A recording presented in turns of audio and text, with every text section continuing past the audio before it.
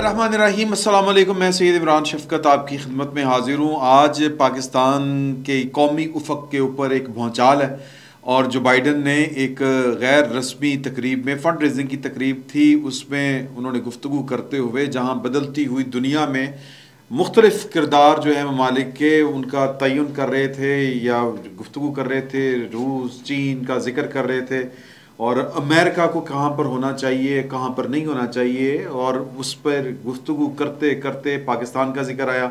पाकिस्तान का जिक्र आया तो उन्होंने वो एक कहते हैं कि क्रीज से वो मतलब छिक्का, और वो उनका उस ट्वीट के बाद या उस खिताब के बाद जब से मतलब सोशल मीडिया के ऊपर वो वायरल हुआ तो पाकिस्तान की सियासत में भूचाल आ गया है। लेकिन इमरान खान साहब जो गुड्डी वही उड़ाई जा रहे हैं, मतलब वही चूरन बेची जा रहे हैं कि, और वो मैं पढ़ के अगर आपको सुनाऊं और वो आपको पढ़ के समझ आएगी। हमने असल में सिर्फ इमरान खान साहब तक नहीं रहना, और जो बाइडन ने जो कहा है, उन्होंने कहा है कि जी कि पाकिस्तान दुनिया की ख़तरनाक तरीन अक़वाम में से एक है कि जिसके वो एक न्यूक्लियर वो मुल्क है, और उसके जो न्यूक्लियर है ना जी, मतलब हथियार जो हैं वो उनके दरमियान कोई हम आहंगी नहीं है। मतलब पॉलिसी के हवाले से वो बात कर रहे थे। अब इसको ये इस तनाजुर में देखा जा रहा है कि शायद पाकिस्तान का कंट्रोल एंड कमांड सिस्टम जो है, यानी कि पाकिस्तान के एटमी हथियार गैर महफूज हैं। सर, एटमी हथियार जो हैं वो गैर महफूज हैं या नहीं हैं, इस पर हम बड़ी बात कर सकते हैं और बात करेंगे आगे चल के। ये एक पाकिस्तान जो है वो पाकिस्तान की जो कौम है उसका जो मिजाज है उसको जहन में रखते हुए लोग इस तरह की बातें करते हैं, और मतलब अगर हम कबूतर की तरह आंखें बंद करना चाहें तो हमारी मर्जी है, इसमें कोई शक नहीं है। लेकिन सर, ये बातें इंडिया के मतलब या किसी और इसराइल के मतलब ये बातें नहीं कही जाती। मैं वैसे एक ज़िमरन जिक्र कर रहा हूँ। आप ये देखें कि वो मुझे इस सारी बातों के ऊपर जो शेर याद आ जाता है ना, वो है अल्लामा इकबाल का कि अफसोस सद अफसोस के शाही ना बना तू, देखे ना तेरी आँख ने फितरत के इशारात, तकदीर के काजी का ये फतवा है अजल से, है जुर्मे ज़ईफ़ी की सज़ा मर्गे मफाजात। मर्गे मफाजात कहते हैं सडन डेथ, किसी भी वक्त अनटाइमली जो डेथ होती है कि नागहानी मौत किसी भी वक्त। और ये किसकी होती है सर? जिसके कारदाने नहीं होते, जिसके मसल मजबूत नहीं होते। ये दुनिया की अक़वाम में हर उस कौम के साथ ये वाला मसला होगा जिसमें गैरत हमीयत नाम की कोई चीज़ ना हो। गैरत और हमीयत कहाँ से आती है? गैरत और हमीयत किरदार से आती है। और किरदार किस तरह का चाहिए? किरदार चाहिए कि इज़्ज़त नफ्स वाला किरदार चाहिए। जो लोग हाथ में कशकोल पकड़ के हर दूसरे दरवाजे के ऊपर दस्तक दे रहे होते हैं बैठ के, वो हाथ में क्लाशन को पकड़, पाकिस्तान का हाल वो है सर। सॉरी टू से ये बात बहुत बुरी लगेगी और पाकिस्तान के बड़े बड़े जिम्मेदारान को बुरी लगेगी कि क्लाशन को मुढ़े ते पाई है तो मंगन भीख रहे हैं असी। मैं ये नहीं कह रहा कि आपने क्लाशन कोफ उठाई हुई है तो आप जनाब डाका मारना शुरू कर दें। नो, मैं ये कह रहा हूँ कि अगर आपने क्लाशन कोफ जो है वो अपनी इज्जत के लिए उठाई है तो फिर इज्जत कमाने के तरीके भी सीखने चाहिए हमको, और वो तरीका जो है वो सर रोजी रोटी कमाए। सादा सी बात है, इकानमी हमारी ठीक नहीं है, मांग पिन के हम गुजारा करते हैं, और हम कहते हैं कि हमारी इज्जत भी उसी तरह हो जिस तरह चौधरी की होती है इज्जत। मैं बहुत सादा करके आपके सामने ये बात रख रहा हूँ। मैं वो इंटरनेशनल नैरेटिव्स, इंटरनेशनल पॉलिटिक्स, सियासत, सफारतकारी, वो वाली लैंग्वेज और वो जो मतलब फजूल किस्म की बहस है, मैं उसमें नहीं जाना चाह रहा। जो बाइडन कह रहा है सर, सारी दुनिया यही कहेगी, और कब तक कहेगी? जब तक आपके जब तक आप इज़्ज़त नहीं कमा लेते, जब तक आप जो है अपनी रोटी नहीं कमा लेते, जब तक आप मांगना नहीं छोड़ते सर, तब तक आपको आपकी इसी तरह ज़िल्लत ही होती रहनी है। आपकी हर चीज़ के ऊपर एतराज़ उठते रहने हैं कि यार ये तो रोटी के लिए या तनख्वाहें देने के लिए, ये तो जनाब एटमी अदम फैलाओ की जो पॉलिसी है उसकी भी खिलाफ वर्जी कर सकते हैं। मतलब पाकिस्तान का एटमी प्रोग्राम क्यों गैर महफूज उनको लगता है? कुछ तो होगा यार, सिंपल सी बात है, कुछ तो हमने किया होगा। इस पर गौर करने की ज़रूरत है, वो हम गौर बाद में करते हैं। पहले जो इमरान खान साहब अपना बाजा बजा रहे हैं और बाकी भी सर इस मौके के ऊपर बात होनी चाहिए जिस तरह बाकी लोग बातें कर। शीरी मज़ारी साहब ने बड़ी अच्छी बातें की हैं, जो मेरी नज़र में उनके जो ट्वीट गुजरे हैं। फवाद चौधरी साहब ने बड़ी ठीक बात की जो मेरी नज़र से उनके गुजरे, सरसरी से मैंने बहुत गौर के साथ नहीं उनके पढ़े। नवाज शरीफ साहब ने बड़ी ठीक बात की कि पाकिस्तान का जो है वो कंट्रोल एंड मतलब कमांड सिस्टम जो है वो बड़ा मीनिंगफुल है। पाकिस्तान एक ज़िम्मेदार एटमी रियासत है और अपने कौमी मफादात के तहफ़्फ़ुज़ को भरपूर सलाहियत रखता है, और ये कि आलमी कवानीन की पासदारी करता है। इसका एटमी प्रोग्राम किसी मुल्क के लिए ख़तरा नहीं है। हमने तो इंडिया के साथ मामला अपने सेट किए हुए हैं। अब वो जिक्र हो रहा था वहाँ पर कि जी के जो पुतिन है उसने वो टेक्टिकल वेपन्स जो हैं, एटमी हथियार, ये टेक्नोलॉजी तो पाकिस्तान लेके आया था। टेक्निकल वेपन जो है, टैक्टिकल वेपन जिसको कहते हैं, कि एक महदूद पैमाने के ऊपर छोटे छोटे बम, वो जो शेर शी साहब कहते थे ना, ये पाववाद शेर वाले।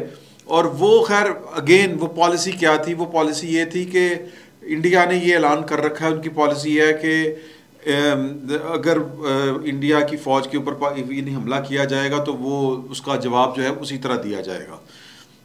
मतलब एटमी हमले का जवाब एटमी हमले की सूरत दिया जाएगा। तो जाहिर है कि उनको हम ही से ख़तरा था।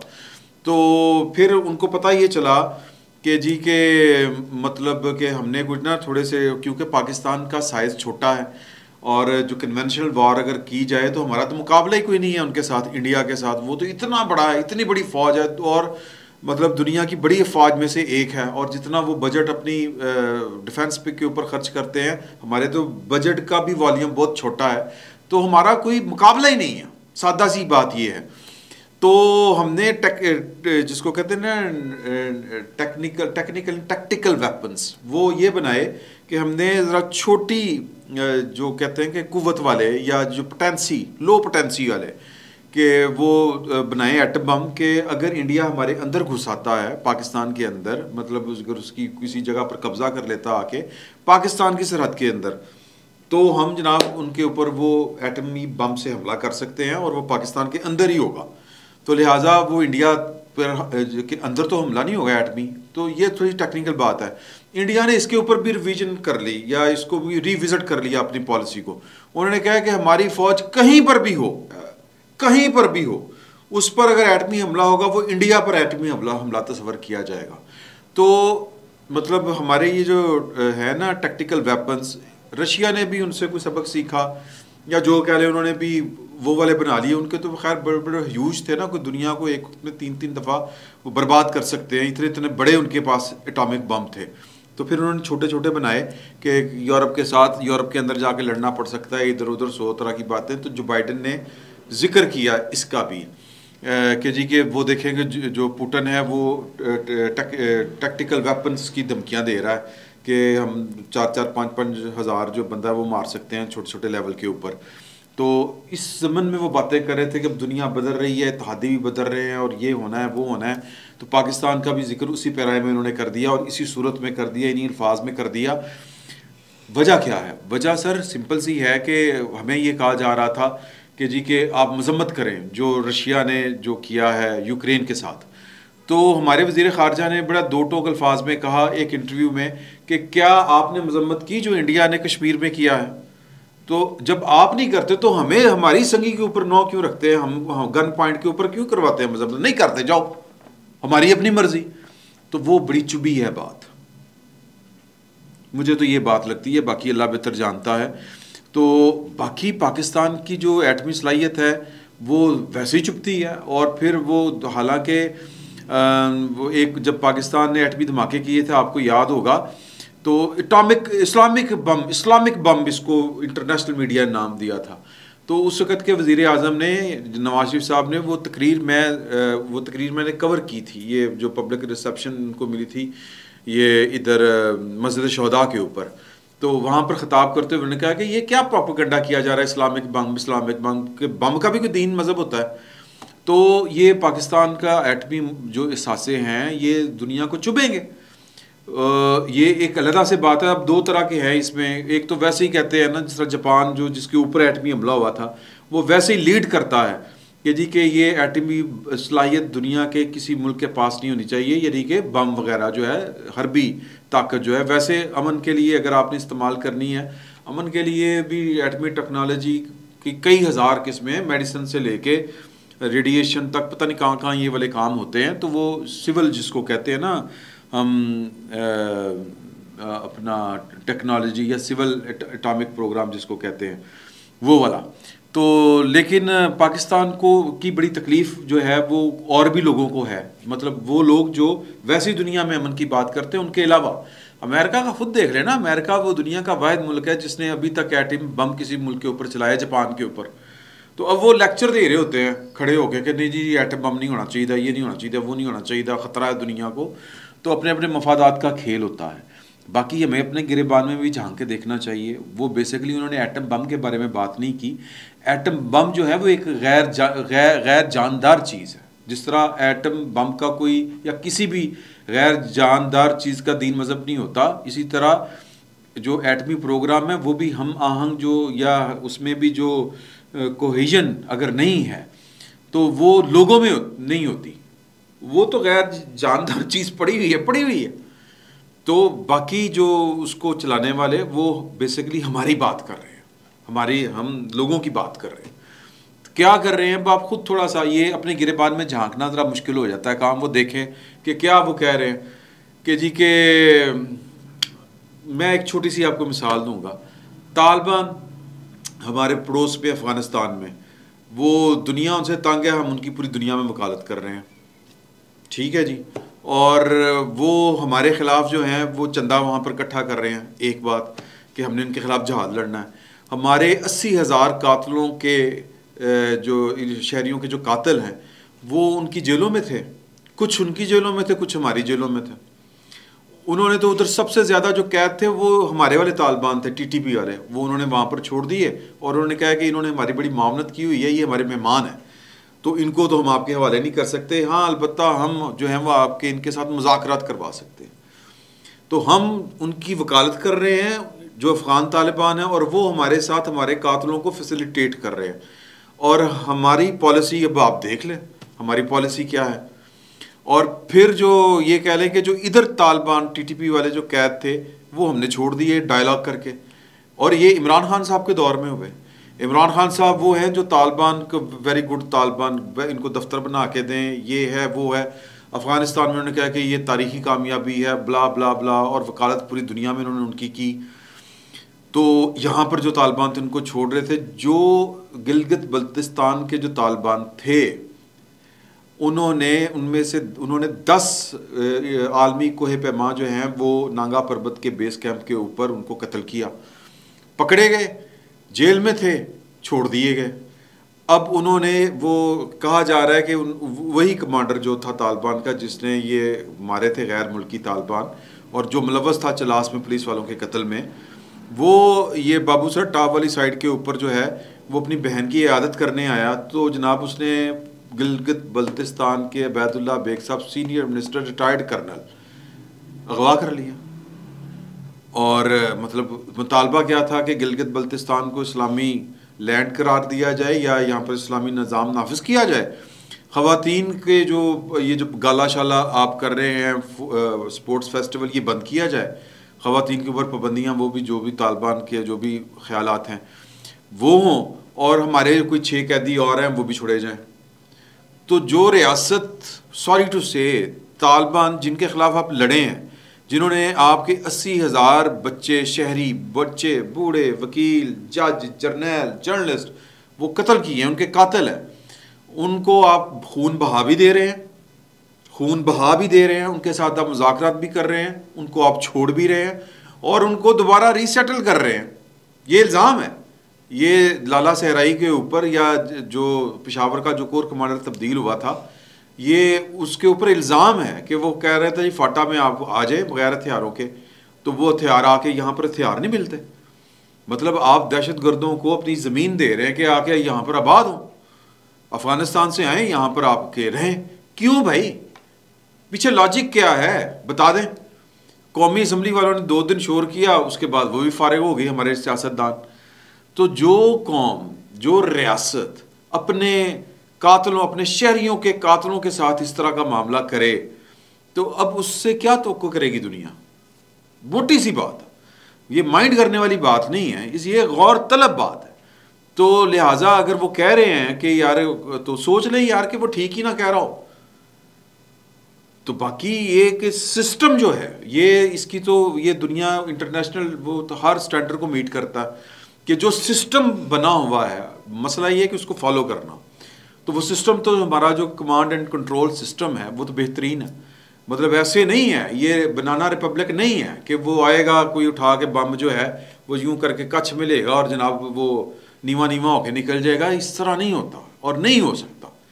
लेकिन हमारी कुछ क्या मतलब जो ये मामला हम करते हैं ये कितने सीरियस हैं, हम इनको देख के हो सकता लोग डरते हो कि यार ये तो अपने कातलों के साथ भी मामला ठीक कर लेते हैं, फिट कर लेते हैं। क्या हुआ था ये वर्ल्ड ट्रेड सेंटर में, मतलब एक ही वाक़या हुआ है वो वाला 9/11 वाला। वो अफगानिस्तान तक आके गए कि हमारे शहरियों को कत्ल किया, पूरा बदला उन्होंने लिया आके। तो हम क्या कर रहे हैं, हम मुज़ाकरात कर रहे हैं, उनको छोड़ रहे हैं। तो इमरान खान साहब जो है उन्होंने जो बाइडन की जो भी गुफ्तगू की, जो भी की जो बाइडन ने बात, उसके बाद उन्होंने जो है वो अपनी ही स्टेट के ऊपर जो है वो सवाल खड़ा कर दिया। वो कह रहे हैं कि इस पर मेरे दो सवालात हैं। एक, हमारी जौहरी सलाहियत के बारे में जो बाइडन जो है इस बिलाजवाब नतीजे पर किन मालूमात की बुनियाद पर पहुँचे, जबकि वजारत उज़्मा के मनसब पर फायज रहने के बायस मैं जानता हूँ कि हमारा जौहरी कमांड एंड कंट्रोल सिस्टम दुनिया के महफूज तरीन निज़ामों में से एक है। मतलब ये मतलब होड़ कोई गड़बड़ हो गई। ओके, अमेरिका जो कि दुनिया भर में जंगों में मुलव्वस रहा के बरक्स पाकिस्तान ने ख़ास तौर पर जौहरी सलाहियत के हसूल के बाद कब जारीत का मुजाहरा किया। ये हकीकत भी नहायत अहमियत की हामिल है कि बाइडन के बयान से इम्पोर्टेड हुकूमत की खारजा पॉलिसी की नाकामी और अमेरिका से ताल्लुकात की बहाली और तरतीब 9 के दावों की हैसियत झलकती है। क्या ये तरतीब 9 यानी मेरा जो हुकूमत बनी वो ये इस तरफ इशारा, ये हुकूमती नाअहली के तमाम रिकॉर्ड तोड़ चुकी है। मेरी सबसे बड़ी परेशानी ये है कि हमें मुआशी बदहाली की दलदल में धकेलने और इसलिए NRO के बंदोबस्त समेत वाइट कॉलर मुजरमों को मुल्क लूटने का लाइसेंस थमाने से हटकर ये सरकार हमारी कौमी सलामती पर भी मुकम्मल समझौता कर गुजरेगी। यानी कि समझौता कर गई है, इनका मतलब ये है। मरियम ने इसका जवाब दिया है, मतलब वो अपना ही चूरन बेची जा रहा, अपना ही। अच्छा, इस पर मैं बहस नहीं करना चाहता। इमरान खान साहब को चूंकि शर्म नाम की उनको कोई चीज़ नहीं है कि हम इन बुरे हालातों में पहुंचे किस वजह से हैं। ये आपके 3.5 साल 4 साल दौर का असर समरात है जो हम समेट रहे हैं इकॉनमी के। तो बहस इसमें जाए बगैर हमें सोचना होगा कि एक तो ये कि क्या कौमी किरदार हमारी कौमी जो लीडरशिप है, हर तरह की लीडरशिप वो कर रही है। हमारे जो सरकारी जो मनसबदार हैं क्या वो अपना काम ठीक कर रहे हैं। तो अगर ठीक कर रहे हैं तो इनके बोलने से कोई फ़र्क नहीं पड़ता। अगर ठीक नहीं कर रहे, खुदा ना खास्ता की कमी कोताही है और वो कमांड एंड कंट्रोल सिस्टम में नहीं है, ये बात ज़हन में रखिएगा। वो इसी तरह के मामलात में है। ये जो मैंने आपको 1-2 गिनवाए, मैं जानना चाहता हूँ। हमने कल भी बैठक में बात की कि हमारे वज़ीर आज़म ने, हमारे वज़ीर ख़ारजा ने, हमारे सदर ने अबैदुल्ला बेग साहब जो सीनियर मिनिस्टर हैं गिलगित बल्तिस्तान के, उनके अगवा के वो अगवा किस तरह हुए, वो रिहा किस तरह हुए, इसके ऊपर कोई लबकुशाई की नहीं की। तो फिर इसका मतलब क्या है कि आप बहुत सी चीज़ों के ऊपर कंप्रोमाइज़ कर जाते हैं। आप दहशतगर्दों को खुद घर में लेके आ रहे हैं, तो लोग तो फिर सवाल उठाएंगे यार। इतनी भी कोई मेरा मतलब है क़यामत खैर नहीं आ गई हुई, लेकिन अपने गिरेबान में झांक के देखने की ज़रूरत बहरहाल हमें है। एक दफ़ा ये वाली बात की थी नवाज शरीफ साहब ने, फिर डॉन लीक्स हो गई थी अगर आपको याद हो तो, और उसके बाद फिर वही जो डॉन लीक वाली बातें थी वो जनरल बाजवा साहब ने एक ब्रीफिंग में की। तो वहाँ पर ये कहा गया कि जी कि यही बात तो नवाज शरीफ किया करता था कि अपना हाउस इन ऑर्डर करें। तो उन्होंने कहा कि यार अब हम कर रहे हैं तो अभी मान जाएं बात। तो ये बातें हैं सर, अपने घर में भी जो है वो चीज़ों को हमें देखना पड़ेगा। खाली जो बाइडन ने कह दिया, जो बाइडन की मजम्मत से काम सीधे नहीं होंगे, क्योंकि है जुर्म ज़ईफ़ी की सज़ा मर्ग मफाजात। फिल वक्त इतना ही, बहुत बहुत शुक्रिया।